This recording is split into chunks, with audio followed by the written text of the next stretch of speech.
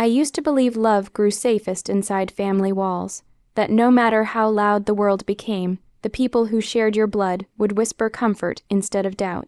When Ian asked me to marry him, I carried that belief like a fragile gift, certain my family would protect it. At first, everything looked perfect.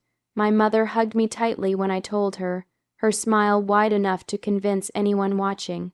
My aunts congratulated me, my cousins teased me about wedding shopping, and the house filled with chatter about dates and colors. Yet beneath the noise, something felt off, like laughter that arrived a second too late, or smiles that vanished the moment they thought I wasn't looking. "He's a good boy," my mother said one evening, stirring tea she didn't drink, but that word followed Ian everywhere. "But he doesn't earn enough, but his family isn't influential, but life is long and love fades." I tried to explain that Ian was kind, that he listened when I spoke, that he stood by me when things were hard. I told them love didn't come with price tags. They nodded politely, the way people do when they've already decided you're wrong. Still, I moved forward with hope. I chose the wedding venue myself, a quiet place with soft lights and open space, where the sky felt close enough to touch. The moment I stepped inside, I could see my future walking toward me. I paid the advance from my savings, heart racing with excitement. This was my beginning. My family insisted on seeing the venue. They walked through it slowly, commenting on the decor, the parking, the food arrangements. My aunt took photos. My cousin asked about the cancellation policy. I didn't think twice. Why would I? After all, they were family, but the sweetness in their voices began to feel heavy. Conversations stopped when I entered rooms. My name was spoken in hushed tones. My mother started saying things like, "We only want what's best for you," more often than usual. One night, I overheard my aunt whisper, "She's blinded by emotions." That sentence settled deep in my chest. I lay awake later, staring at the ceiling, wondering why love felt like a crime I had to defend, why choosing my own happiness looked like rebellion. Somewhere between loyalty and fear, I realized something painful. My family wasn't worried about losing me. They were worried about losing control, and I didn't yet know how far they were willing to go to keep it. 3 weeks before my wedding, I woke up with a strange heaviness in my chest. It was the kind of feeling you can't explain, like something precious was about to slip through your fingers. I brushed it off, telling myself it was just stress. Weddings do that to you, everyone said. By afternoon, my phone buzzed with a message that changed everything. "Your booking has been successfully canceled. We wish you the best." I read it once, then again. My breath caught in my throat as if the air had suddenly disappeared. My hands began to shake, the words blurring on the screen. Cancelled. There had to be a mistake. I hadn't called anyone. I hadn't requested anything. I dialed the venue immediately, my heart pounding so loudly I could hear it in my ears. "Hello, this is regarding my wedding booking," I said, forcing my voice to stay calm.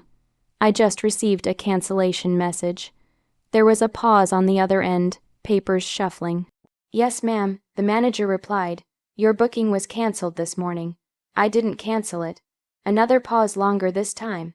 "We received a call from a woman claiming to be your mother. She said there was a serious family issue and requested immediate cancellation." The world tilted. I thanked him without knowing why and ended the call. My knees gave way as I sank onto the sofa, staring at the wall. My wedding, my dreams, erased by a single phone call made without my permission. I went home that evening, my chest tight with disbelief. The house smelled of dinner. My family sat together, talking casually, like nothing had happened. "Did you cancel my wedding venue?" I asked, my voice barely louder than a whisper. Silence. My mother avoided my eyes. My aunt folded her arms. Finally, she spoke. "We did what was necessary. Necessary." Those words cut deeper than anger ever could. "You had no right," I said, my voice breaking. "It was my decision, my money." My mother sighed, as if tired of my stubbornness. "We are your family. We know better. You'll thank us one day." I felt something crack inside me then, not loudly, but completely. I went to my room and locked the door, sliding down against it as tears poured freely. I wasn't crying only for the venue. I was crying because the people who were supposed to protect my happiness had chosen to destroy it instead. For the first time in my life, I understood a terrifying truth. Sometimes betrayal doesn't come from strangers. It comes from the hands that once held you when you cried. And I didn't know yet that this betrayal was only the beginning. I spent the night staring at my phone, half expecting another message that would finish what the first one started. My mind replayed every conversation, every warning I had ignored. By morning, my eyes burned from crying, but somewhere beneath the pain, a quiet anger began to rise. I wasn't a child, and this wasn't their life to control. As I reached for my phone to call the venue again, it rang in my hand. The screen showed an unfamiliar number. For a moment I hesitated, afraid of more bad news. "Hello?" My voice was hoarse. "This is Mr. Rahman," the caller said calmly. "I'm the owner of the venue you booked." My heart skipped. "Yes, I wanted to personally speak to you," he continued. "Something about yesterday's cancellation didn't sit right with me." I closed my eyes, bracing myself. "The woman who called claimed to be your mother," he said, "but she couldn't answer basic questions about the event. I checked the payment records. Every payment came from you." My throat tightened. "They're my family, I understand," he replied gently, "but consent matters, and I felt you should know the truth." Tears welled up again, but this time they carried relief with them.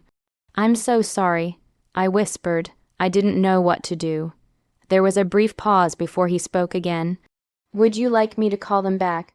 The question echoed in my chest. Part of me wanted to stay silent to avoid more conflict. But another part stronger now wanted my voice back. "Yes," I said firmly. "Please call them." A few minutes later, he called again and put the conversation on speaker. My aunt answered, confident and sharp. "This is regarding the cancellation request." Mr. Rahman said, "I need to inform you that the booking remains active." "What do you mean?" she snapped. "We are her guardians. She is an adult client," he replied. "She paid in full. Canceling without her consent is not valid." The line went quiet. "And one more thing," he added calmly. "Interfering with a contractual agreement can have legal consequences. I suggest you step back." I felt my hands trembling, not from fear, but from power returning to me. Before ending the call, Mr. Rahman turned back to me. "I believe weddings should begin with respect," he said. "As a gesture of support, we will upgrade your decor and services at no additional cost." I covered my mouth, tears spilling freely. After the call ended, I sat still for a long time, letting the moment sink in. Someone who owed me nothing had stood up for me, while my own family had tried to silence me. That day, something shifted inside my heart. I stopped asking for permission to live my life. And for the first time, I felt ready for whatever came next. The morning of my wedding arrived quietly, as if the world itself was holding its breath. Sunlight streamed through the window, warm and steady, touching the white fabric of my dress. I stood there for a moment, hand over my heart, feeling something I hadn't expected peace. When we arrived at the venue, I nearly cried all over again. The place looked like a dream brought to life. Soft lights shimmered above the aisle, fresh white and blush flowers lined every step, and the air carried a gentle music that wrapped around my nerves like comfort. Guests whispered in awe, admiring details that hadn't even been part of the original plan. My family noticed too. My mother's eyes widened. My aunt looked around in disbelief, her lips pressed into a thin line. They said nothing. For once there were no opinions, no instructions, no control, just quiet realization. As I waited to walk down the aisle, I saw Ayan at the end, standing tall, eyes filled with emotion. In that moment, everything my family had doubted faded away. This was my choice, my love, my future. With each step toward him, I felt stronger. I wasn't walking as a daughter, seeking approval. I was walking as a woman who had survived betrayal and still chosen love. The ceremony was simple and beautiful. When Ayan held my hands and promised to stand by me through everything, I believed him. Not because love is perfect, but because it is honest. The applause that followed felt distant compared to the steady beat of my heart. At the reception, my aunt finally approached me. "We only wanted to protect you," she said softly, her voice lacking its usual sharpness. I looked at her, truly looked at her, and realized how small she seemed now. "I didn't need protection," I replied gently. I needed trust. She nodded, unable to meet my eyes. That was my revenge. Not anger, not shouting, not cutting anyone off. It was standing tall in my happiness while they watched from the sidelines, forced to face the consequences of their choices. As the night went on, laughter filled the air. Friends danced, lights glowed, and Ion's had never left mine. My family stayed until the end, quieter than ever, humbled by what they couldn't control. When I finally left the venue as a married woman, I didn't look back. Some betrayals are meant to break you. Others teach you exactly who you are. That day, dressed in white, surrounded by love I chose for myself, I didn't just begin a marriage.